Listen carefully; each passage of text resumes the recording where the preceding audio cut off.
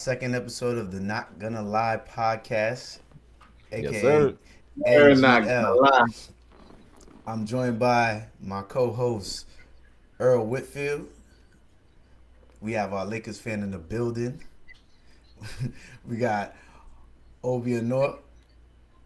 Yes, My sir. man's in the Yes, sir. building. That's Yes, our sir. very high hopes Nets fan in the building, and myself, the optimistic Knicks fan.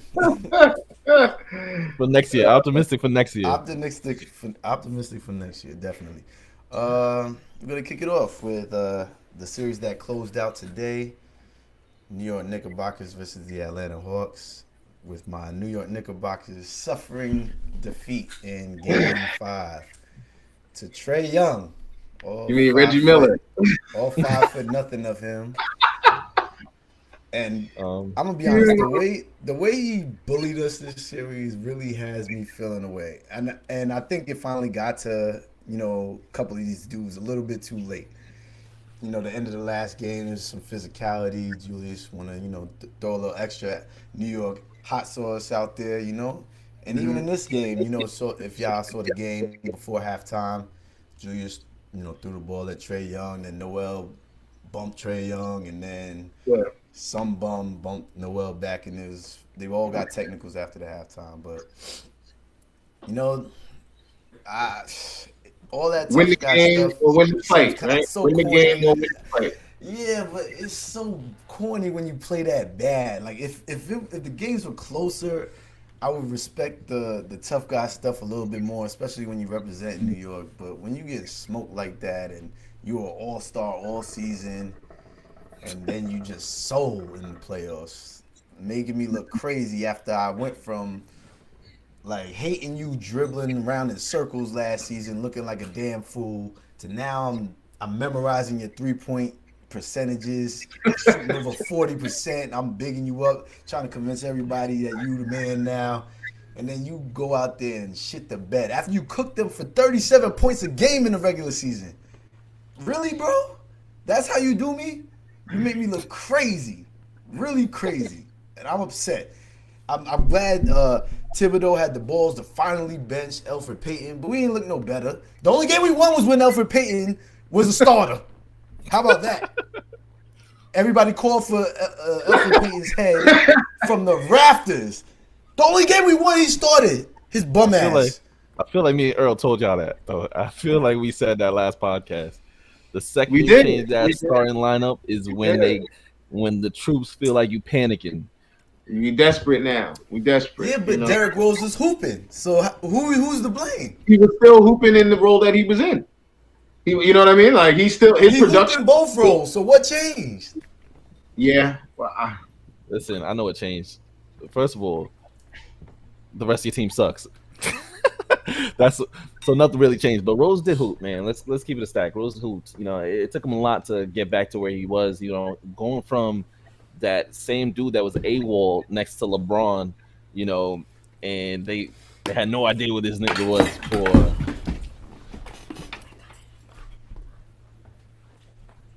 Sorry, y'all. Yo, you made it seem like someone just died the way your face just went. I was very worried for like, but yeah, D Rose, man. maybe they did. Next man up. Yeah, fact. But yo, D Rose, kudos to him, man. He probably got himself a little check. Randall, he started hooping like a nigga named Randall. Just bad. He started chucking like it was last year. Whew. It was bad, son. Like, man. But and then you got the media asking stupid ass questions according to RJ. Nah, I respect him for that though. I respected him. That was, the young man. They asked him basically how is he gonna feel if he gets eliminated or something like that. Yeah. So, nah. So, I mean, you guys hit it all on the head. There's no need to really beat a dead horse. I've been saying Bentley has been, campaigning all year to for Randall to have his space as a starter, and I mean as a star, excuse me. And if you have to do that, you know what I mean? Like think about it. Any of the other teams with star players, we don't have to build a campaign for everybody, to show everyone why they're a star. You know what I mean? Like it just happens. And that's not a knock on Julius. I think that you took a secondary star and you placed him in the role of a primary star, and you then were asking him to do things in crucial situations that he was just not able to do for you because he does not have enough in his offensive bag to go do that when teams are clamping down on you. So he either needed another guy with him that's way better, right? So that he can fall right into his real role as a secondary star. I'd love to see him as a secondary star, still giving you those 23, 24 points. You know what I mean? As opposed to now you're asking him to be the guy, and then you saw what they were doing. We gonna put 4 in the paint, we gonna pack it in, and we gonna live with Bullock and Rose and whoever else, hitting or missing. But the crazy thing is, he became the all-star by hitting the shots outside of the paint. Them shits just wasn't falling though at all. That one of his go-to moves was that corner fadeaway, mellow style. He couldn't hit that shit at all in the playoffs, at all. And that was, if you look, remember that chart I sent y'all with the who made the most shots from where in the court. He was the league leader in that spot, bro. The two right there. Right. He didn't hit none of them shits. Right. Yeah, I mean, not gonna lie, Thibodeau's blew that series. Thibodeau blew it. Tibbs blew it. Listen, and he does this all the time. Coach Tibbs, Obi, what would you have done, Coach Obi? Well, listen, I'll get to what I would have done. But first of all, the thing about Tibbs and his teams, he should have won Coach of the Year this year. I understand that, or maybe Nate actually, because what he did was exceptional. And we just saw it. But we'll get to that. Tibbs, he gets his team to buy in early. So in the regular season, they give more effort than any team in the league, like the most effort in the league. And what happens is in the postseason, everybody gives effort. So you end up the point, like the effort level comes here. It used to be up here, and it's like, we don't care, So you go to New York in the regular season, it's like, damn, oh man, they're going mad hard. I'm trying to go to the club. We in New York, like something like that. So, but now when they focus up, everybody's diving for the ball. So it's now like, but Tibbs doesn't adjust. He never adjusts, and it showed. It showed, even Draymond was talking about what he should have done in that series, and that's what I agree too. Because if you had done your homework on Capella, the reason why he got shipped out of town is because Draymond exposed him. For example, what they did was they trapped Harden at the top, really high. They high trapped him, and then he had to pass the ball to Capella early, and now Capella is the decision maker. You had to make him pay for being on the court. They did not make him pay at all. Actually, Capella was a difference maker. He talked this shit before the last game, and then he came in and he backed it up. You cannot let that happen. So he clearly, there was no adjustments made that entire series at all. Besides sometimes tinkering with your roster, he didn't change anything. And he's one of those players. He's one of those coaches like D'Antoni, where it's just like they feel like their system, they're so stubborn, that they feel like their system will prevail at the end, and to the detriment they lost. Last word on the Knicks, Bentley. My last word is that hopefully we can use our cap space and use 2 draft picks in the first round to maneuver up in the first round, or maybe even trade for some more pieces, because I am proud of the team. They're a young team, and I haven't seen the playoffs since, I don't even know, since Melo was in town. So I'm happy that they were able to give me that. I haven't had one of my teams make the playoffs in a minute, and I'm thankful for that. Last takeaway, Earl. Not gonna lie, it might be another 5 years before they make the playoffs again. Even with the play-in tournament. Nah, no, I could. I That's completely cold. That's a crazy take, but I completely disagree. I feel like Tibbs could That's start cool.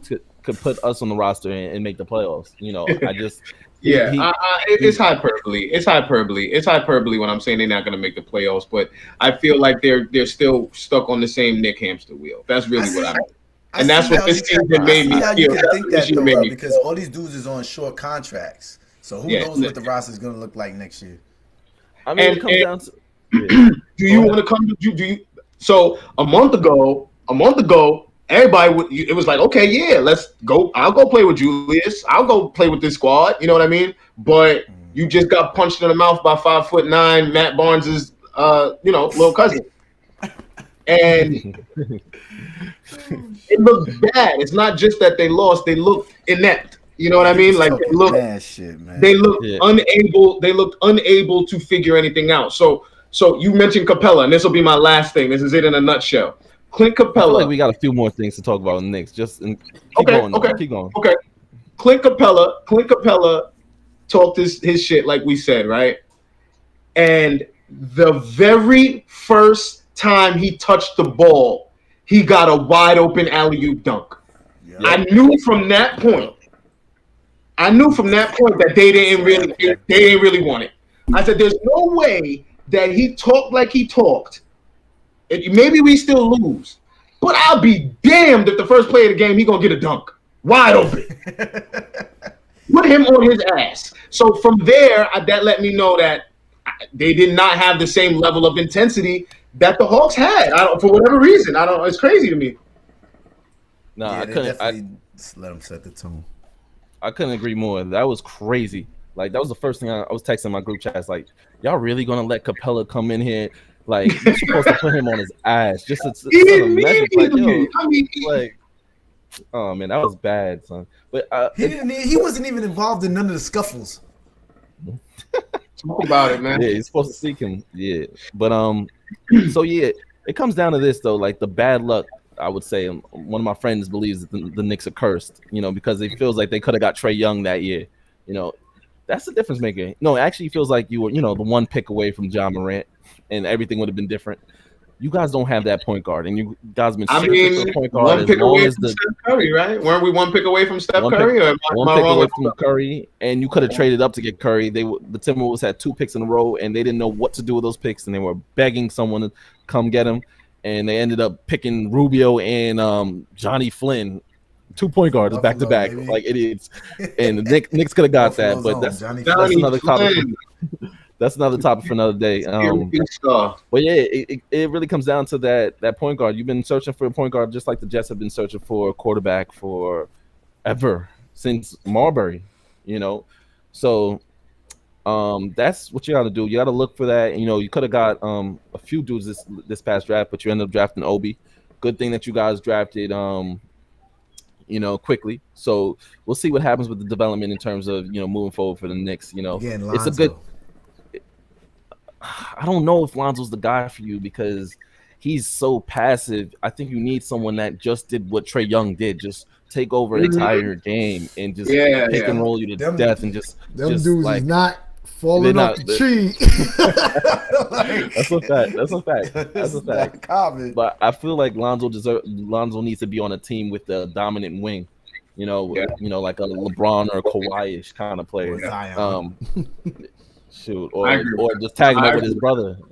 Just tag him up with his brother. But yeah, man. So but yeah, good thing the Knicks, they followed in the Nets blueprint, and they finally built in the right way and started developing, they started to develop players and they made the playoffs. This is the first step. Thank God you guys developed Kevin Durant, Kyrie Irving, and James Harden.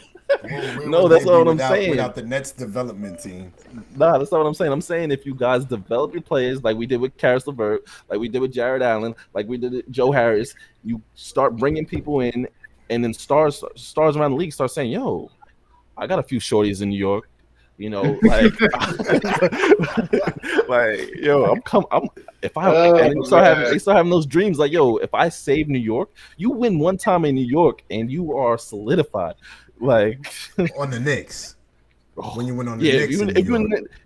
yeah, I don't think anyone's gonna care besides me and a few of my friends. Like, not even a few of my friends, me and a few of my friends that I'm gonna meet at the parade. You know, your new Nets fans. yeah, Nets fans, yo, friends. They gonna be in a group chat. I feel like it's gonna be crowded though, just because anything popping off in Brooklyn gonna be lit. Few people gonna die, but you and your Nets fans from Texas and Ohio and Pennsylvania, y'all gonna be walking down at the parade. Oklahoma, all those Brooklyn transplants, you know, y'all gonna have a blast. Oh man! All right, so we done ragging on the raggedy Knicks. Who's we going into the Lakers? Listen, so you know, I'm gonna lob it up to the Laker fan real quick, you know, but the Lakers are down one game right now. Chris Paul's hurt apparently, and AD is obviously hurt, so we'll see what happens. I'm gonna give you the floor, Earl. So I did some research. I didn't have to do the research. I know it off the top of my head.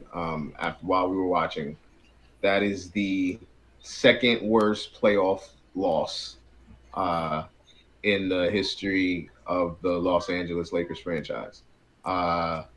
And the one before that coming in the closeout game against the Dallas Mavericks.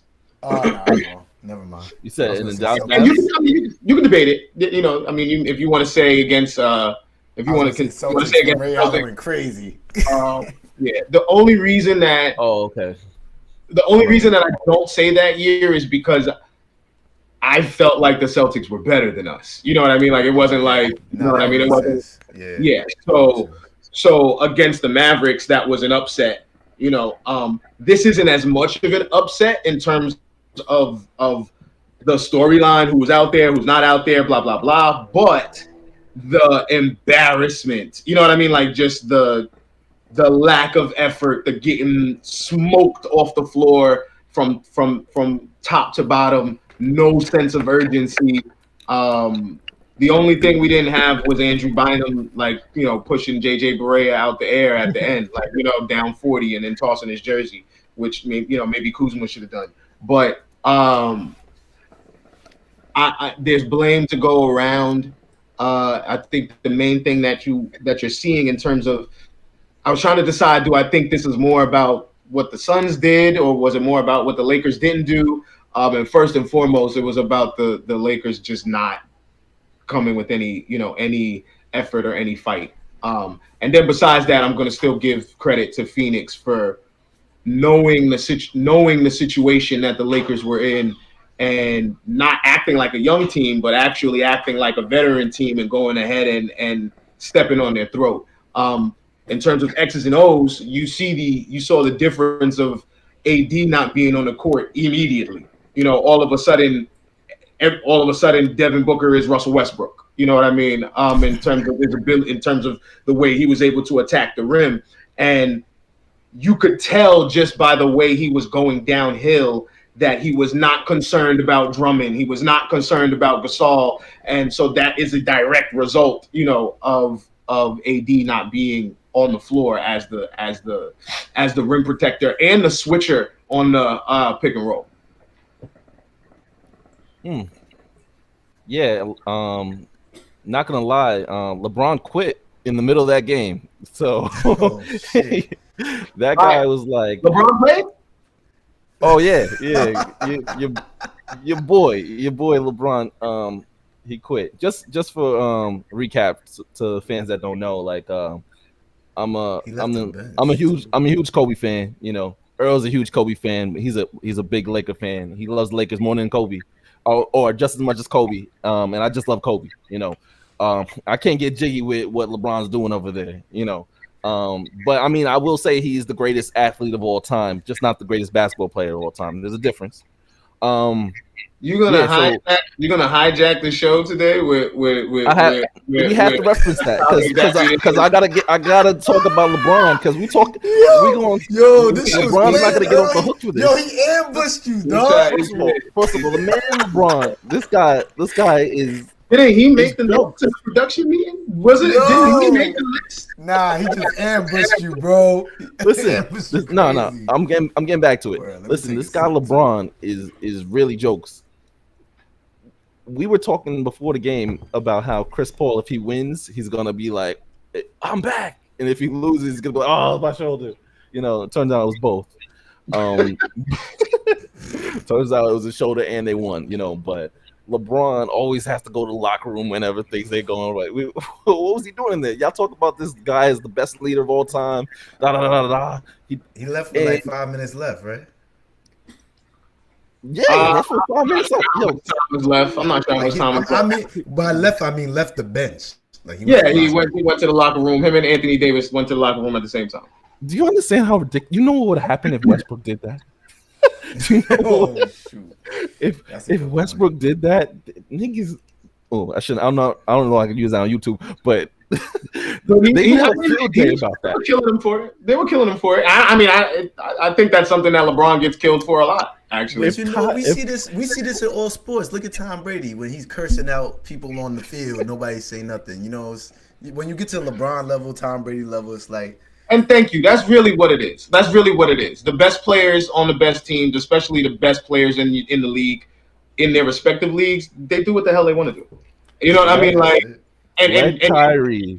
leave it to us to speculate what the reason is, and they should have did it. They're bad leaders. He could have just had to take a piss. Who knows? I mean, but like, if you go ahead and speculate it. I mean, like, honestly, I mean, so Let Kyrie leave 5 minutes early.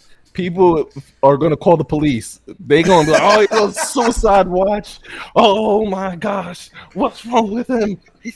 I didn't see him do the sage earlier. He must be depressed." So listen, but anyway, back to the game. Schroeder. Oh my gosh, Dennis Schroeder, whatever you want to call it. Wow, he did absolutely nothing. I don't know if he was Alfred Payton. That's what he did. I don't know what that was. I thought CP taught him how to hoop, and oh man, we lost Earl. We lost Earl's mic. nah, you didn't lose me. Yeah, I thought CP taught him how to hoop. Apparently he just fell off. They wasn't really built, and that was the thing that people didn't really realize last year. Like that bubble is not the same, man. These players going into a crazy environment, in going into a crazy environment like Phoenix, where they're starving. They haven't been in the playoffs. They had the longest drought. It wasn't even the Knicks. It was the Phoenix that had the longest drought. And Phoenix, Kings, and then Knicks, and starving for a win, and they were going crazy in there. You had Cameron Payne coming out of this guy. All you knew him for was handshakes with Westbrooks and dances, and now he's coming out cooking dudes, straight cooking. I was like, who is this man? I was like, who is this guy? Absolutely, I asked myself several times, who is this guy? I saw a quote from. Y'all got cooked by an angry beaver. He was everywhere. I don't know. Say that again, Ben. I saw a quote on Twitter. They were saying like after his second practice, we knew this guy was not going to be able to make it in the league. Or something crazy. Yeah. Oh, he was a journeyman. He spent some time in the G League. He overseas. He didn't take the traditional route. Yeah, I mean he was alright when he was playing with Westbrook, but it's kind of crazy looking back how bad that team was. But like Terrence Ferguson was playing, and he's on the Knicks now, and for some reason they traded Austin Rivers for Terrence Ferguson. I don't understand that, but Austin Rivers was hooping the other day. Yeah, but, I don't know what's going on with people. Like he would have been a perfect person to come in backed up Rose. Like we could have used Austin Rivers this playoff series. I'm gonna tell you that. Yeah. Much. But the Suns, I don't know, man. As much as I like to roast LeBron, I still think, man, elimination game LeBron, he's about to show up and it's about to be like spooky. Like it's gonna be scary. He's gonna go for like 48 and like 12 and like 12 and just put the team on his back. Drummond move out the way. Trez, you can play today. and just be like, Trez, you can play today. yeah, like I don't know what they got Trez doing anymore. Like he's stealing money. There's a lot of thieves on that team, to be honest. But yeah, so I think we're gonna see something special out of LeBron in Game 6. And maybe AD comes back. Maybe he just, but it's like you can't even put like a shot There's in your no groin. I don't think you could do that. Like, right? Like no that chance. sounds like Bro, risking there's kids. no Like, way you coming back from a groin. There's no that chance he plays. fast. There's no chance he plays. If they try to throw him Hell out no. there, I think he would even be more of a detriment than he would be a help. And I think that it would, possibly be dangerous for his own health. They better dust off Marc Gasol and call it a day. So Yeah, there's a few things here. There's still a few things at play. Frank Vogel got exposed. oh yeah, And his inability to make the proper rotations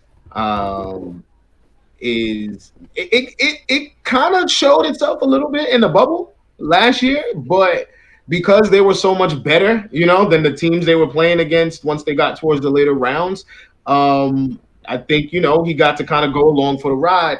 And now with some injuries and adversity, where you got to mix and match a little bit, the guys are just not hitting shots the way that they did before, and he's getting exposed. You have one playmaker that was LeBron James. The only other possible playmaker was THT. He floating in and out of the lineup. Still, I think he should have played a little bit more in that last game. Shorter's a playmaker.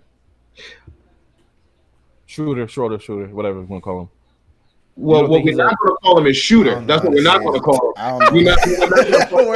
That's what he is. Call him whatever you want. We're not going to call him a shooter. And I can't call points. So yeah, I agree that he would be the the playmaker, but obviously that's not working out, and I think that in the Caruso. The Caruso. He's a defender. He's a defender. He's one of those, don't ask him to do more than what he can really do. You know what I mean? He's not passing anybody open. You know what I mean? He's not, he's not initiating offense and getting guys to their spots. I just want him to be able to hit a jump shot. Like, yeah. What Caucasian guard, what American-born Caucasian guard in the history of basketball can you think of that was as poor a jump shooter as Alex Caruso? I don't know. Exactly. So it's disappointing. Trez is somewhere. I don't know what they brought him here for. But is he stealing though? Because he's not even playing, right? He don't want to play. Like he ain't even playing. So I'll tell you this: the thing about Trez is he plays very bad defense, and the Clippers kind of noticed that. And everyone was screaming racism when he didn't get that big contract compared to random white people getting contracts that could shoot. I was probably screaming it too. Sometimes I'll be looking high and low for a when he called a bitch ass white boy. That's when they were screaming racism. Oh no, we talking about the other side, but I hear you on that. Yeah. So, but one thing that we have to understand, and just be fair to LeBron as well too, is, and I try to explain this to people when Harden was out or when KD was out. These teams are built around these max contracts. If a max contract player doesn't play, everything else gets exposed. Like these guys aren't they're not scorers. They can't create a shot like that. What they need is AD to create the double team or take up the focus and get wide open shots. That's how they make their money, So it's just like it's hard, and that's why I think that's the issue with the Warriors too. When they got Draymond out there and he can't score, you have a max contract that's not scoring. It's really hard on your team. But not to get sidetracked. So I don't blame the Lakers for losing. I just blame them for losing the way they lost. Last night that was crazy, and I agree. Agree. So the excuses were built in. Those the usual LeBron excuses. They were there. They were built in. But when you wet the bed like that, now you take that. You eliminate that, and it's like, okay, you ain't even show up. So I can't even give you the AD wasn't there, or you're 40 years old today and 20 years old, tomorrow.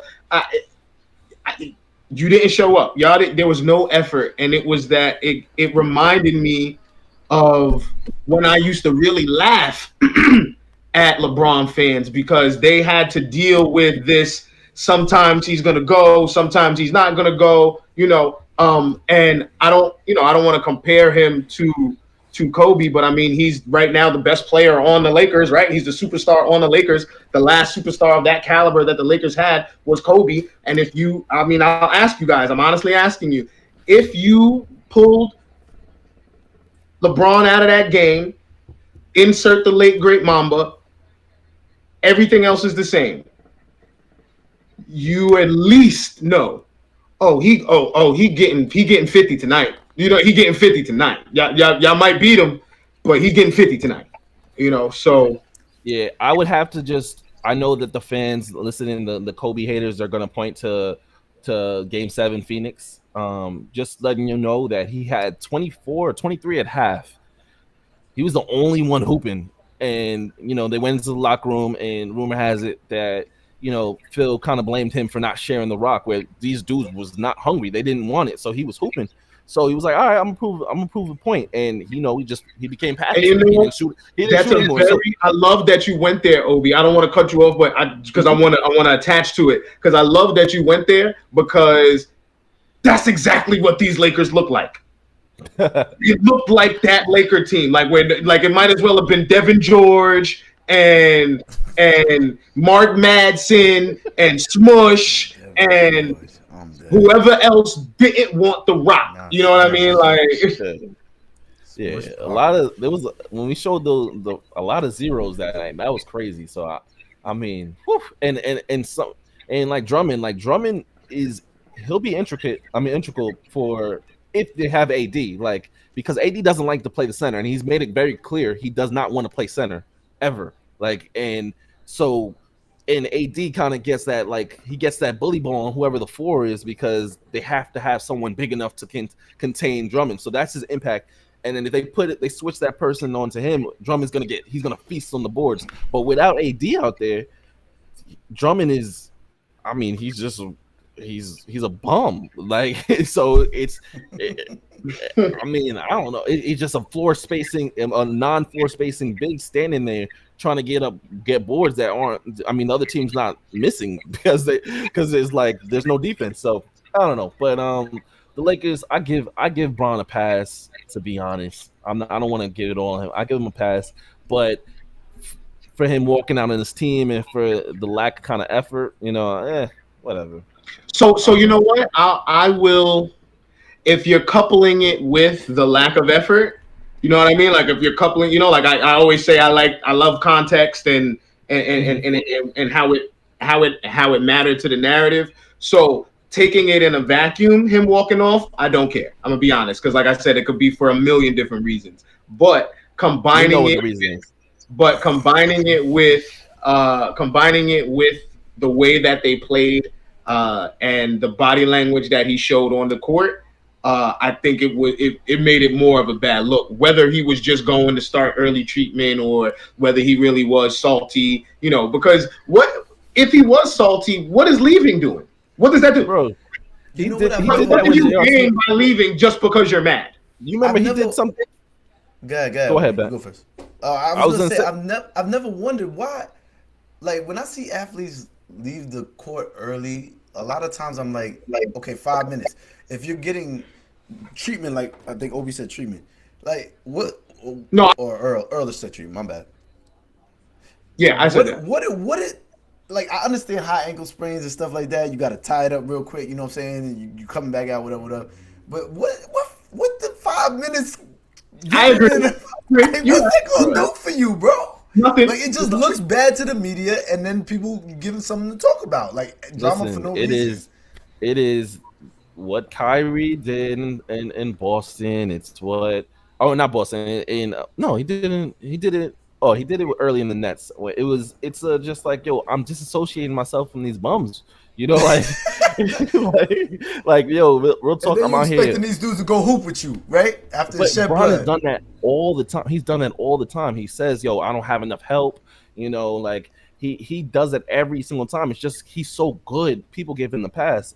You know, he did it in Cleveland when, you know, with the D Roses and, you know, when all that stuff was there. Like he made sure to let you know, like, yo, these guys are bums.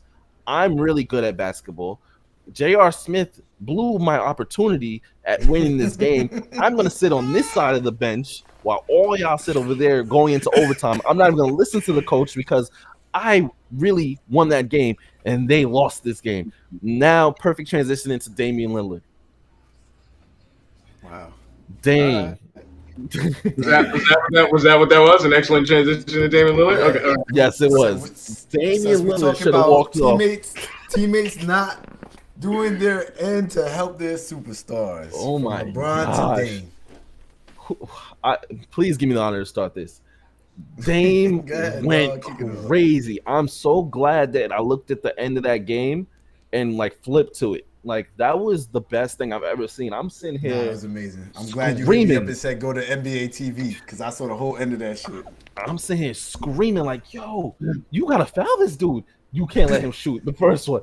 Splack out. Okay, damn. You have to go let him shoot again? Splack out. Like he was wilding. Like he had Austin Rivers praying. Like, thank you, God. He missed it. Yo, and then MPJ is a young rookie. I get it, but why are you not in this? Like, I don't know why you step back like that. Like, giving him space. You know he needs a three, and you know he can shoot from. You saw everybody saw the PG-13 shot, so you got to stay up on him. And then when he did that step back, when he passed the 3-point line, did the step back and shot that. When he stepped right inside the circle and did the snatch back. If that shit happened in 2K, niggas would have had to buy a new controller. That was crazy. He killed it with that. He did the spin back, bro, to the 3-point line. It's a fact. No. And then we had Covington like actively selling. Like he had money on the Nuggets. He had a plethora of money on the Nuggets. Your boy missed 2 dunks in overtime. 2 dunks, threw it off the backboard, Kwame Brown style. Like I was like, "Yo, what is going on?" You know, I was just gonna say that I had a very different feeling. That's all I was gonna say. Okay. Before you continue. Before I wrap it up, the CJ, like it was like he just wanted to be a part of it. Like, why was he going to the bucket? Why was he was blowing it. Like, I don't know what he was thinking at that time. Like, and it was just like, yo, get the ball to Dame and move it the way. You haven't touched the ball in a minute. You didn't do nothing. Dame is killing. Stop it. He hit the one shot, right? He hit that one corner three down the stretch. Was that in? Was that in the come back. Yeah. But after that, he didn't touch the ball. So it was just like, yo, it was like Dame had like 16 points in that span, and it was just like, yo, don't touch. No one else touches this rock. Like it is Dame's. But I don't blame him for stepping out of bounds. It was Dame didn't have to pass that ball to him in that corner. Yeah, and I was gonna say, it got tipped. Give him a little blame because they didn't have to give that up. And it got tipped, which made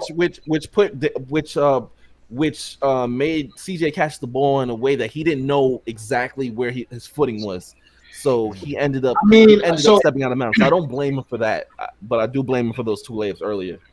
I'm gonna give him a little. I'm gonna nitpick a little bit on the out of bounds play, just because his foot was so far out of bounds, and at that level of basketball, one of the first things they're teaching you when you catch the ball on that wing or when you catch the ball in that corner, do not launch. You know what I mean? Like don't launch back. Don't back foot launch, so to speak. You know what I mean? Like if you need to extend, then you got to. Did we just lose Earl? Yeah, I just hit my chords and I was doing too much movements. I was giving y'all the visual.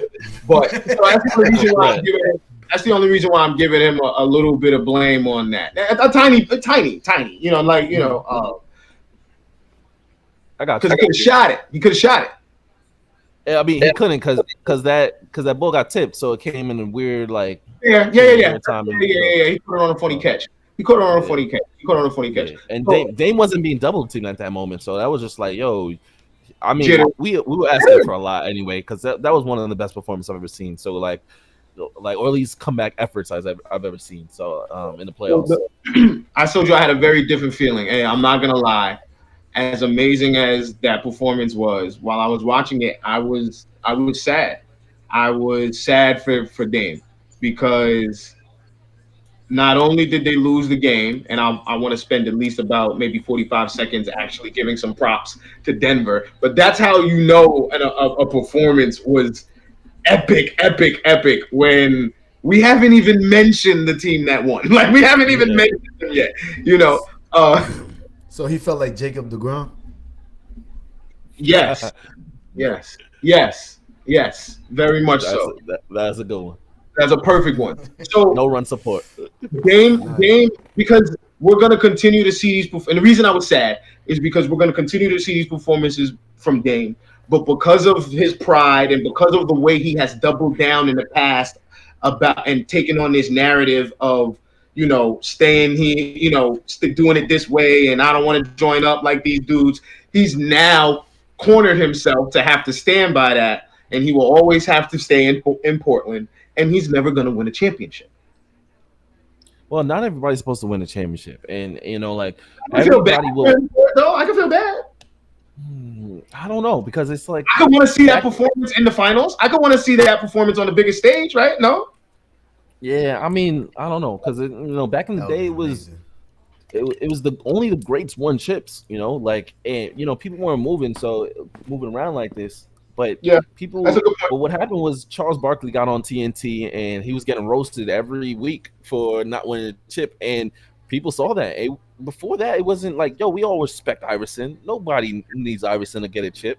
Like that was never a thing. Like what I mean. Like, so let me go. Reggie Miller, like Patrick Ewing. Obviously, in New York, it's exacerbated. Like we they wanted him to win a chip, but all these players never won a chip because of Jordan and Hakeem.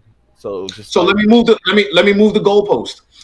Dame always claims that, and I think a lot of other people say that he doesn't get the credit that he should get, that he's not considered in the top tier of stars. And when I say top, I mean the top 5. I'm talking about top 5 players in the league. And him staying in Portland. Do you feel like that has anything to do with it? Does he need to leave Portland and have a different level of success, whether it be championship or not, to be considered Curry, LeBron, KD, or do you already think he is? I think he just needs more regular season success. I think they need to be a higher seed. I mean, they made a conference finals, right? I hear what you're saying. Okay, I see what you're saying. Yeah. Well, you know what? Because no. Yeah, I understand that point too, Ben. That makes sense because, but it also doesn't because then it's like Donovan Mitchell right now, but he's so much younger, I guess. But Donovan Mitchell, the 1 seed, and Booker's a 2 seed, and no one's really giving them that kind of love that comes with the regular season. It's got to be done in the post because of Chris Paul. Yeah, well, I don't know about Gobert. He's a $200 million bum, but you gotta see a line, Earl. He played well, so I'm not gonna call him Gobert. I mean, he's not gonna be Gobert. He's not gonna Gobert. Yeah. He's good in the last game, so he's Gobert. He wasn't Gobert in the last game. But I think Dame. I think the problem with Dame is he's a Chrysler 3000. And oh my God. That didn't feel like a compliment. That did not feel like a compliment. First of all, I haven't heard a Chrysler 300 joke in like 10 years. 300, yeah. Chrysler 3000. Whatever. Listen, the thing is though, the what was it? The Bentley? That was the main one. The main car was the Bentley. I think whatever it was the main. Phantom. It was a Phantom. Cat Williams. Phantom. There you go. There you go. Phantom and Bentley. But whatever, right? The thing is, Curry barely gets regarded as top 5 sometimes. Sometimes he does, sometimes he doesn't, right? So the replica is never going to be regarded as top 5. No matter what Dame does from 50 feet away, everybody's going to be like, that's amazing, but he ain't Curry. And that's a fact. That's a fact. And you feel like there's nothing that can happen, nothing that he can do to change that. Honestly, I agree with you. I'm just saying. Honestly, he's been way more clutch than Curry. He's been way more clutch than Curry. That's not even a hot take, in my opinion. That's not even a hot take. The way this dude has hit shots in the playoffs And in closeout games and in crucial games, Curry has not hit those kind of shots. Dame Lillard has 4 of the top 5 3-point field goals made in the playoffs. Yeah. History. I'm sure Curry. And Curry's probably lower. Two of those are walk-offs. Like 2 of those were buzzing, sounding, end game, see ya. You know. So yeah, I mean, while he is clutcher than Curry, and while I think if you substitute Dame for every Curry team, Dame probably has a ring, or rings the same amount of rings. Curry's better than Dame. Yeah, but see, I'm not debating that. I'm not debating that. You saying there's just not room for both of them up there? It's not, because there's barely room for Curry. When you go through your top 5, a lot of times Curry gets left off. Ever since KD came and reminded people, okay, wait, he's a lot better than Curry. Then it's kind of like all right, you know, you had LeBron, you had Kawhi, you had KD, you had Harden, and then you can somewhat say some people had AD or Embiid. That fifth spot was up for grabs. I'll say that fifth spot was up for grabs, but it wasn't guaranteed. But if it was going to be sometimes they were saying Giannis. Yeah, but if it was going to be grabbed by anybody, it was going to be grabbed by the dude that spends his summers with Obama and like golfing. You know, like 3-time champion, 2-time MVP, 1-time unanimous MVP. Like, so there's nothing Dame can really do besides win a chip, and he's probably not going to win a chip because he plays no defense, and CJ plays even worse defense, or maybe just as bad, and they can't play together. They need to move CJ, and I think CJ is great. I think a trade like CJ for freaking Jaylen Brown would be perfect for everybody, you know, like because Jaylen and Tatum be clashing, and you onto something there, Obi. Something like that, where you get Dame that plays defense. I think that's an excellent straight up swap that would benefit both teams. CJ just point guard though. CJ just can't. Yeah. So Boston would still have. CJ can play. I think CJ can play point guard, but the problem is Kemba's taking him space. Which is injury. That's another. So that's the problem. But CJ, I seen when Dame is out, CJ's a really great playmaker. It's like he has triple doubles, and it's not like a forced triple double. He's like it's a smooth natural, you know, because he's really methodical. Like he's real methodical, and he needs that space to navigate. Not that Dame doesn't give him plenty of space. It's just Dame, Dame needs the rock. His game. CJ's game kind of reminds me of, and this is not a troll. You remember when they made Steve Urkel nice in That's because he looks like Urkel. That's what it is. They made Obi nice. He looks like Jaleel White. But so does CJ. Remember he was doing it behind the back. He was walling. You remember that episode when he had the jetpack? Yeah. Boy, it was cooking with a. Oh man.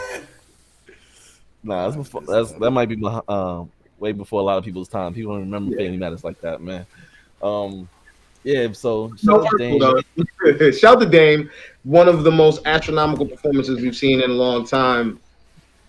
In a loss. We could transition to these. Shout to Denver as well. We could transition to this team in Brooklyn now.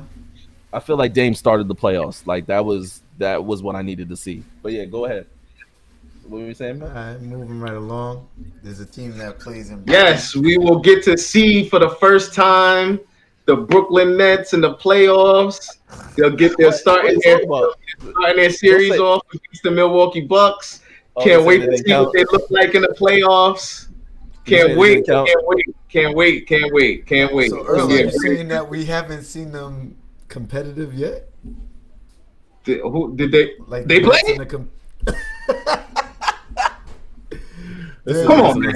You saying they had a bye? Did they have a bye in the first round? I don't want to jump all the way into Obi's minutes to gloat, but come on, son. Come on. Can you? Hey, what did you take away from that series that you could say? Oh, let's give him the floor. Go ahead. Listen. Go ahead, bro. Go ahead. That was a great scrimmage. Like those games were some great scrimmages, and the big four. I include Joe Harris. They got some good runs. So, listen, man. Joe Harris is the big four. Listen, yes, Joe Harris. Yo, he's too I good. like And it. I like because it. of the other three, he's so good because of the other three out there. He doesn't miss regard. Like he's OD.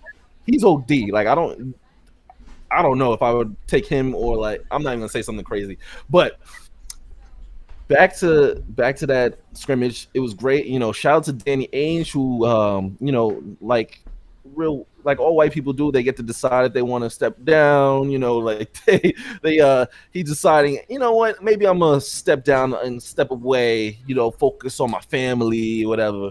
You know, but this is the same guy that he fleeced the Nets, which is kind of crazy. You know, so but he wasn't really good at what he did. He had one good trade, and then he blew it every other time. And people aren't realizing that because Kevin McHale traded him KG, so that didn't even count. That was his best friend from from playing together. So he traded KG. So they gave him a championship. Like it was stupid. No one should trade KG to the Ray Allen, and that was dumb. So whatever, you want to give him credit for that. All right, Ainge is the man for that decade. Cool. But now, after that Nets trade, which was the craziest trade in the history, the best trade on one side, he started feeling himself. He was like, yo, I'm never going to lose a trade again. And he blew it. He had so many assets, so much talent, and he can never do anything with it. He decided not to trade to get Anthony Davis when he could have. You know, he decided not to trade for Kawhi when he could have. That would have won them the chip that year, at least. You know, he every single time it was like you always hear, oh, the Celtics. They're this close, but he never wants to pull the trigger because he's stingy with his assets, and it got him out of here. So, end of the day, you fleeced the Nets, and the Nets cooked you, and now you got. He probably got fired, but who knows? You know, white people, they don't. The narrative is not fired. You know, they step down. You know, so that was my little spiel. You know, yeah. If you guys want to talk about that, we don't have to. But I say Nets, and like Earl said, Nets Bucks. That's gonna be crazy. I think that's the championship right there. To be honest, I think that is the championship. I'm not saying the Nets are gonna beat the Bucks. I believe they're gonna win in 6, 7. I'm not gonna guarantee it because I think the Bucks are the perfect team to expose the Nets for not having any kind of interior defense. And I saw the matchups. Can you go through the who's guarding Kyrie, who's guarding Durant, who's guarding? So I mean, in a perfect world with no switches, right? They're the best team equipped to guard the Nets, right? Because I think Chris Middleton is an underrated, exceptional defender. So He's long. Yeah, you can put him on KD because KD is going to get his regardless. I put him on KD and I put Giannis on Harden, right? That length will disrupt Harden, and people don't realize how difficult it is guarding a lefty going to the bucket. Your mind goes through a different process trying to block shots. So his length will make up for that, and his athleticism will make up for it, just making it a little bit more difficult for Harden. And then you're gonna have the perfect person in the league to actually guard Kyrie, which he's probably still going to get cooked. But it's Drew. Like, Drew is the best defending point guard. You want to argue Ben Simmons, I'd still go with Drew just for point guards. Drew's OD. So, but you don't put Giannis on my man Harden, man. Let my boy cook. What? The defensive fucking MVP. Like, what? I mean, Giannis. He's totally right. I mean, I could see them putting Giannis on Durant in stretches. You know, just because go guard Durant, bro. No, I think that you put him on Harden and it eliminates the step back. You know, like it just fucked up. It takes a better chance. It takes. I'm not gonna say it eliminates the step back, but yeah, you're thinking about it more as the shooter with as Harden with Giannis closing out on you as opposed to DiVincenzo or any of those other guys. It should be a very good series, but if Kevin Durant is who he's supposed to be, what do you think Kevin Durant is? Whoa! What do you think he is? I think he's the second best player in the last 10 years. Okay. So you say who's? It sounds like you had some reservations on that when you say that. I mean, it's not about what I think; it's about what he thinks. And I haven't seen him play in a playoff game where he was not heavily favored since he wore OKC jersey. So I don't know if that's creeping into his mind. When he actually is facing against a team or when things are evenly matched. I don't know. Not that that's what it is now, but It's yeah. It's hard to tell. It's hard to tell definitely if it is evenly matched because the right. We Bucks don't know. We don't really know. The Bucks were missing Drew for a while, and they were kind of chilling throughout the playoff. I honestly think that I honestly think that they didn't want the 1 seeds at all. Like they just I wanted agree. to coast and just agree. chill out, and then they just put on their big boy pants. It's like, yo, listen, we want Miami. Like they actually said, we want Miami. This ain't the bubble, and they smacked Miami around. And then Giannis, you remember last year where he was like, "Yo," when they asked him a very reasonable question, and he said, "Why aren't you guarding Jimmy?" And he was like, "I do what coach tells me." What do you mean? Why? They got all angry, like he was about to storm off. Now he guarded Jimmy, and he had Jimmy on smash. Everyone wants to give Jimmy an injury excuse. We don't even know of an injury. We just want to give him an excuse. No, he was on clamps. We gave Jimmy his credit last year. He was on clamps this year. Giannis had him on clamps. And Giannis looks different right now. He's not like Ben Simmons where he's going to run from that ball at the end of the game. He wants it. He knows he can't make he knows he knows he's not a good free throw shooter, but he wants it. He's going to shoot it anyway. And that's the difference. I think he's really going to put the Nets in some serious foul trouble because there's nobody that can guard him. You can put KD on him. KD's the best and only defender. I mean, Harden tries, now that So I don't know. We'll see. What's unfortunate is because of how the season has played out, because of the injuries, we could possibly be looking at the best series left in the entire NBA playoffs. I wouldn't say that because there's going to be I think the West has. Who? Let's say the Lakers get eliminated, right? I think everything else in the West. Even if they beat Phoenix, they're not. They can't run through everybody. No. So if the Lakers get eliminated, I think the West becomes very exciting because now you're gonna have a new face of the West. Someone new is gonna come out of that West because it's not LeBron or Curry, right? And yeah. But I was talking about the entertainment factor in the series. Like outside of Clippers and Denver, I don't think there's anybody else left that But it's Clippers and Denver. Yeah, I guess it's just like Utah. Like who's Utah playing next round? Utah would be playing. They play Clippers. Yeah, they'll play the Clippers. Yeah. They play Clippers, and then if Utah or Mavericks, let me be fair to the Mavericks or Mavericks. It is a 2-2 series. I'm gonna be fair.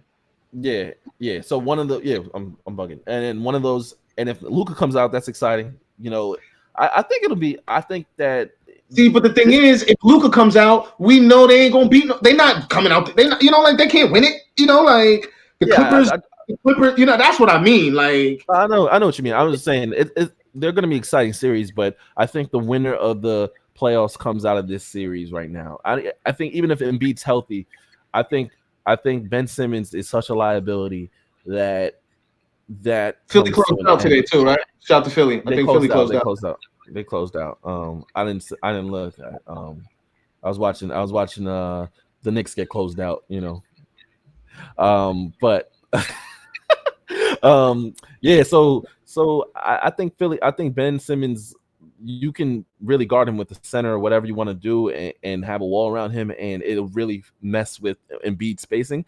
If Embiid was healthy and now he has a slight meniscus tear, which keeps him day to day, which really should be he should have a surgery on it, but he's gonna play through it because it's his chance.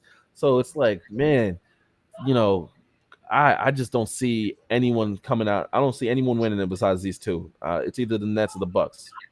That's just my opinion. So, if you have money to bet, I'd put it on both of them right now, and put it on the Bucks, put it on the Nets, and you're gonna come out with some money. Not gonna lie, man. Injuries have ruined the NBA playoffs this year for me, and the Nets will get their bubble ring this year. You mean real world ring? I think you're confusing with the Mickey Mouse ring that LeBron got in I'll come up Orlando, with a name where for it. they We'll were, call it the where they, paraplegic ring. We'll call it the paraplegic ring or the yeah. I mean, we call it the same ring that Curry's first ring, where he didn't have to play a healthy point guard his entire run when Kyrie got hurt. We could call it whatever you want. Those are the rings. I don't deny any of that. I am equal opportunity. All of those things are true. I just want the same energy for everybody. Yeah, I think there's a difference. I think there's lucky rings, and then there's that one bullshit bubble ring where players were sitting in their room watching Pornhub and had nothing to do with whatever they were regularly doing in their lives, and never had to travel. And Tyler Hero looked like freaking Reggie Miller, and now he can't even get on the court because there's real life people out there chanting and shit like so. But why can't you say that? Why can't you say that made it harder for the champions to win since everybody was locked in? Like Dame said it himself. He's like, not traveling made it easier to compete. So I think that it's all about it's subjective, right? Because harder or easier it could be for it might be easier for Tyler Hero, but then in the bubble, but then for Pandemic P, he was in a dark place, and there was a lot of other players that were in dark places, and then Houston had House, the dude, like he was like trying to, well, he probably did actually. He brought the lady to his room, the tester to his room. The dark place was they couldn't get no ass. That was the dark place. Bro, if that's your tradition, before every game you do what you do, like these are things that change, and just like people don't have their whole family around for a lot of the playoffs, and honestly, the biggest thing is there was 5 months off prior, so you had Anthony Davis, who's always nicked up. And always, whenever he plays hard, it gets, he always gets an injury. He took 5 months off to recover. And then you had you got pretty much a young LeBron, the best he's ever felt at playoffs, because he took 5 months off as well. So that was a big advantage. There's a lot of things that went on. It's just like, listen, I say this, the bubble ring counts if they win it again. If they win this year or next year, because if they don't win because of injuries this year, if they win next year, then we say, oh, that counts. Like you always, if the asterisk happens, whatever, we put it there. And is it that same timeline? Is it that same 2-year timeline for the Nets? I don't see which. I don't. It's a different category. I think so them winning this ring this year is in no way do they still need to prove something if they end up playing a lesser team in the championship or getting an easier route to the finals because teams that we thought would have been able to beat them or at least match up with them have injuries now or whatever else the case may be. It's not the same as being in the bubble, but it's still something. Like it still changes the narrative and could have strongly changed the outcome. No, I definitely understand your point. I definitely understand what you're saying. But I kind of put in a category with like a Kawhi ring, with the Raptors, where everyone was hurt. KD and Clay got hurt, and they won it. Like it still counts. That's a Raptors ring. Like no one's gonna like say, oh, we're not gonna laugh at it like the Mickey Mouse ring. But people have said it was. People have said it was an asterisk. The same way that people have said that about. I mean, and it just depends on who you ask and what the narrative is. I've heard people say that the Cleveland ring shouldn't count because Draymond got suspended and kicked out. No, that's a fact. And I think that all those jokes about asterisk rings were, well, we just lost Earl again. I think all those jokes about asterisk rings were prior to the real asterisk ring last year, where it was just like, all right, this is a bubble bullshit. I don't know if Earl's coming back, and we had one more topic to discuss, but we can't really discuss it. We might want to put that for the next one, Obi. Nah, we'll just finish it off with last 2 minute topic, because one of my friends hit me up about this, and Earl had an issue with it. Ayton being a bust. So the thing about Ayton being bust, Ayton is a quality basketball player. It's just the fact that he was drafted number 1, and he can't get himself his own bucket. he's actually shooting like 90% in the playoffs because Chris Paul's dropping the ball in his lap and he's going, which is like like an offensive version of DeAndre Jordan without really any kind of praise him defense. for dunking the basketball. No, and that's what I'm saying. That's what I'm saying. He's literally He's just got a putting the ball. soft touch around the rim too. He's got a little soft touch around the rim. He has a little soft, but everything's been given to him. Like he can't get you a bucket. They can't, there can't be 10 seconds left and say, here you go, Ayton. Like everyone move out the way and get you a bucket. And maybe he will develop that one day. But there's levels to being a bust. It doesn't mean, and it's a harsh word, but if you look it up, it just means didn't meet your expectations. He was supposed to be an Amari Stoudemire type player, someone that could cook. Did he have a little bit of injury? Am I making that up? Did he have a little bit of injury first season? A little bit of injury, a little bit of injury, a little bit of steroids. Like right out the gate. He took some steroids too, so he got suspended for half of the year. So no, you're right. No, I couldn't remember. I just knew he missed time. Yeah.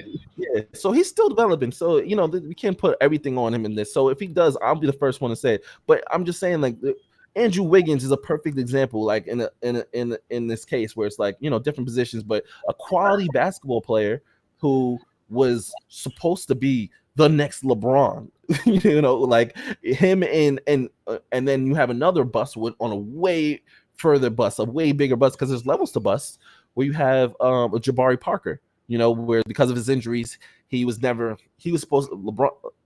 was supposed to be next LeBron. He was supposed to be next Melo, according to a lot of people. And Jabari had the tools. He's a very different category of bust, in my opinion. Because of the injuries, was definitely because of injuries. You could see that he had it.